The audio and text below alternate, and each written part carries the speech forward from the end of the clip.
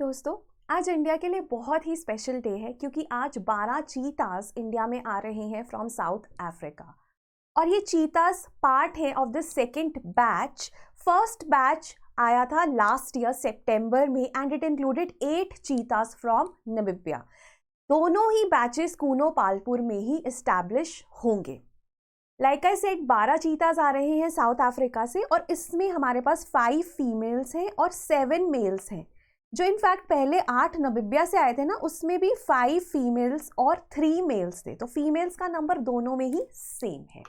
Anyways, अगर हम चीताज की बात करें, चीता रीइंट्रोडक्शन प्रोजेक्ट की बात करें या प्रोजेक्ट चीता की बात करें, तो ये दुनिया का पहला इंटर कॉन्टिनेंटल चीता ट्रांसलोकेशन प्रोजेक्ट है। इंटर कॉन्टिनेंटल क्यों? क्योंकि अफ्रीकन कॉन्टिनेंट से एशियन कॉन्टिनेंट में चीतास ट्रांसलोकेट हो रहे हैं। इनफैक्ट ये दुनिया का पहला inter continental large carnivore translocation project है। और अगर मैं बात करूं, 8 चीतास पहले आए थे, 12 आज आ रहे हैं and the idea is to establish a viable cheetah meta population. Meta population का मतलब होता है स्पेशली डिस्ट्रीब्यूटेड पॉपुलेशन। मतलब डिफरेंट स्पेसेस में आपके पास पॉपुलेशन इस्टेब्लिश हो जाए तब हम कहते हैं कि मेटा पॉपुलेशन इस्टेब्लिश हो गई है। और ये वाइबल होनी चाहिए, मतलब ये आपस में रिप्रोड्यूस करना चाहिए और नंबर्स इंक्रीज करने चाहिए। तो ये जो चीता रीइंट्रोडक्शन प्रोजेक्ट है, इसका पर्पस यही है कि इंडिया में हम viable cheetah meta population establish कर पाए। और इसके लिए एक्सपर्ट्स कहते हैं कि हर साल आने वाले 10 सालों के लिए 10 unrelated चीतास should be introduced in India, तभी लॉन्ग टर्म में मेटा पॉपुलेशन एस्टैब्लिश होगी। अब अगर मैं प्रोजेक्ट चीता की बात करूं, तो ये wildlife institute of India, wildlife trust of India and MOE ministry of environment का इनिशिएटिव है and they will be translocating around 50 cheetahs from southern part of the African continent over a period of 5 years। जैसे Namibia से आया और south Africa से आ जाएंगे। And that is Y, क्योंकि जो अफ्रीकन चीतास है ना, उनका नंबर काफी ज्यादा है। इनफैक्ट साउथ अफ्रीका, जिससे 12 चीतास आ रहे हैं, अप्रोक्सीमेटली ना 20 साल पहले ऐसा माना जाता है कि वहां पे भी ना चीतास के नंबर बहुत कम हो गए थे। फिर उन्होंने इनिशिएटिव्स लिए और अभी ना उनके पास चीतास की ओवर पॉपुलेशन है। मतलब जो वहां पे इकोसिस्टम्स है वो कैरी नहीं कर पा रहे, कैरिंग कैपेसिटी रीच हो गई है and that is why they are looking forward to translocate those cheetahs to different parts of the world. अब अगर मैं इंडिया में बात करूँ ना, तो हिस्टोरिकली इंडिया में cheetahs they use to roam whole of central India. मतलब पूरे इंडिया में वो रोम करते थे एक्सेप्ट ऊपर वाले माउंटेनस रीजन्स और north eastern part of the country. फिर मुगल्स के टाइम पे ना इनको पकड़ना शुरू हुआ। अकबर और जहांगीर के टाइम में they use to capture and trap these animals. But Britishers के टाइम पे इनकी हंटिंग बहुत ज़्यादा हुई कि इवेंचुअली ये एक्सटिंक्ट हो गए। 1947 में लास्ट चीता वॉज स्पॉटेड इन छत्तीसगढ़ और उसके 5 साल बाद 1952 में चीतास को एक्सटिंक्ट डिक्लेयर कर दिया गया था इंडिया में। इनफैक्ट ना पिछले 1000 सालों में only mammal to become extinct, तो बहुत बड़ी बात है ये। और ऐसा माना जाता है कि एक बार चीतास यहाँ पर आ गए तो इंडिया एक लौता ऐसा कंट्री हो जाएगा जहाँ पे 5 बिग कैट्स हैं: lion, tiger, leopard, snow leopard and cheetah. That's a big deal for India. And you know, he is the man, Maharaja Ramanuj Pratap of Koriya of Madhya Pradesh, जिन्होंने लास्ट 3 चीता ऑफ इंडिया को हंट डाउन किया था and primarily उसके बाद ही चीतास extinct हुए। सो Mughals के time पे चाहे इनको ट्रैप किया जाता था, लेकिन जो नंबर्स इनके खत्म होने शुरू हुए ना, वो ब्रिटिशर्स के टाइम पे हुए।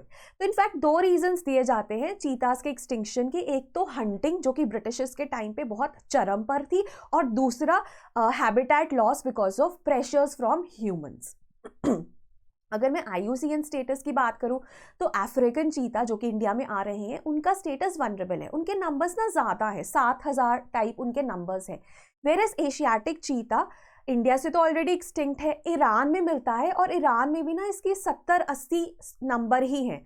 तभी हमने एशियाटिक चीता नहीं लिया, बिकॉज वहाँ पर अगर हम वहाँ से चीतास मंगवाएंगे तो वहाँ पर कम हो जाएंगे, ठीक है, तो वहाँ पे वाइबल पॉपुलेशन नहीं रहेगी। Hence African cheetah, right. और इनफैक्ट एशियाटिक और अफ्रीकन चीता दे सेपरेटेड 30,000 से 60,000 साल के बीच में ये सेपरेट हुए एंड दे बिकेम डिफरेंट सब स्पीशीज। राइट। साइट्स की अगर मैं बात करूं तो अपेंडिक्स 1 में आते हैं, मतलब इनकी ट्रेड, इनके पार्ट्स की ट्रेड इज एब्सोल्युटली बैंड। ठीक है, साइट्स क्या है? Convention on international trade in endangered species. तो इनकी इंटरनेशनल ट्रेड कंप्लीटली बैंड है, तभी ये अपेंडिक्स 1 में आते हैं। अगर मैं इनके हैबिटेट की बात करूं तो हैबिटेट ये ना open plains, semi desert areas में आपको ज़्यादा मिलते हैं, क्योंकि वहाँ पर ना, बिकॉज वी ऑल नो कि बहुत तेज़ी से स्प्रिंट करते हैं ना, 120 किलोमीटर पर आवर इनकी टॉप स्पीड रहती है।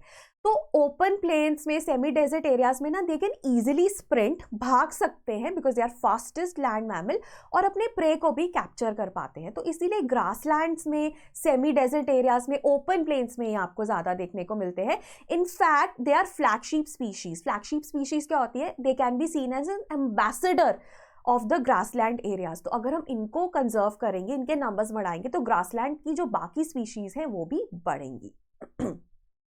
And like I said, Kuno Palpur national park में आ रहे हैं, जो कि मध्य प्रदेश में है, एंड इससे पास करता है ये कूनो रिवर, जिसकी इमेज मैंने लगाई हुई है। इनफैक्ट कूनो पालपुर ना ग्वालियर के बहुत पास है, और मध्य प्रदेश का ही माधव नेशनल पार्क और राजस्थान का रणथंभौर भी इसके पास पड़ता है, right. And it is situated between Aravallis and Madhav national park. इसको नेशनल पार्क ना 2018 में नोटिफाई किया गया था, और 750 किलोमीटर्स का एरिया है। और अगर मैं टाइप बताऊँ ना, तो ये ट्रॉपिकल ड्राई डेसिडुअस फॉरेस्ट में आता है, जहाँ पर आपको ट्रीज लाइक सलाए, खैर वगैरह मिलते हैं, जो ड्राई डेसिडुअस ट्रीज हैं। और कूनो पालपुर को ही क्यों चूज किया गया? क्योंकि यहाँ पे वाटर सप्लाईज अबंडेंट है, कूनो रिवर है which is the life line of this national park, prey abundant है, और नेचुरल हैबिटेट जो चीतास को चाहिए, ओपन प्लेन्स, ग्रासलैंड्स, वो सब कुछ यहाँ पर मिलता है आपको। और यहाँ के ना जो रेनफॉल लेवल्स है, जो टेम्परेचर, ऑल्टीट्यूड, सब कंडीशंस है ना, वो साउथ अफ्रीका और नामीबिया से काफ़ी मैच करते हैं। तो इसीलिए Kuno Palpur national park has been chosen as the site of translocation of cheetahs in India. और फ़ायदा क्या होगा अगर हम चीतास को रीइंट्रोड्यूस करेंगे? सबसे पहले तो अगर हम चीतास को रीइंट्रोड्यूस करते हैं तो जो ग्रासलैंड इकोसिस्टम है वो कंजर्व होगा, है ना। ऑटोमेटिकली अगर हम चीतास को वहाँ पर कंजर्व करेंगे तो हम ग्रासलैंड्स भी कंजर्व करेंगे। अब हम जब ग्रासलैंड्स को कंजर्व करेंगे, वो इम्प्रूव होंगे, तो जो वो इकोसिस्टम सर्विसेज प्रोवाइड करते हैं, जैसे आपको पता है कि सारे इकोसिस्टम्स कार्बन सिक्वेस्ट्रेशन करते हैं, अगर हम ग्रासलैंड्स को इम्प्रूव करेंगे तो वो ज़्यादा कार्बन सिक्वेस्ट्रेशन करेंगी, क्लाइमेट चेंज के कॉज में हेल्प होगा, वाटर सिक्योरिटी ज़्यादा होगी, एंड सबसे बड़ी बात, टूरिस्ट एक्टिविटीज़ बढ़ेंगी, और उसके आसपास के लोगों के पास और लाइवलीहुड अपॉर्चुनिटीज़ आएंगी। तो ये था हमारा चीता रीइंट्रोडक्शन प्रोजेक्ट के बारे में एक छोटा सा initiative, and this is important because आज हमारे पास 12 और चीतास आ रहे हैं। एंड इसी के साथ मैं एक और इम्पॉर्टेंट बात आपको बताना चाहती हूँ कि ये जो चीतास की ट्रांसलोकेशन है, ये हमारे पास आती है एक्स साइट कॉन्जर्वेशन में। तो कंफ्यूज मत होइए, जितनी भी ट्रांसलोकेशन है वो एक्स साइट कॉन्जर्वेशन में ही आती हैं। तो आई होप आपको ये लेक्चर अच्छा लगा होगा। कोई भी डाउट है आप कमेंट्स में मुझसे पूछ सकते हैं। उसके बाद एक छोटी सी अनाउंसमेंट, हमारा लाइव प्रीलिम्स क्रैश कोर्स चल रहा है, प्रीलिम्स टेस्ट सीरीज चल रही है। अगर आप 2023 में अटेम्प्ट देना चाहते हैं और अगर आप 2024 को एम कर रहे हैं, तो हमारा live GS course is starting, and all the courses, कोई भी कोर्स हो, 10% ऑफ है। You can avail all the courses at a discount of 10% by using the code mission1105. So that was all for today. I hope आपको ये lecture अच्छा लगा हो। नहीं लगा हो, कोई कमी लगी हो, तो प्लीज़ कमेंट्स में ज़रूर बताएं। Thank you.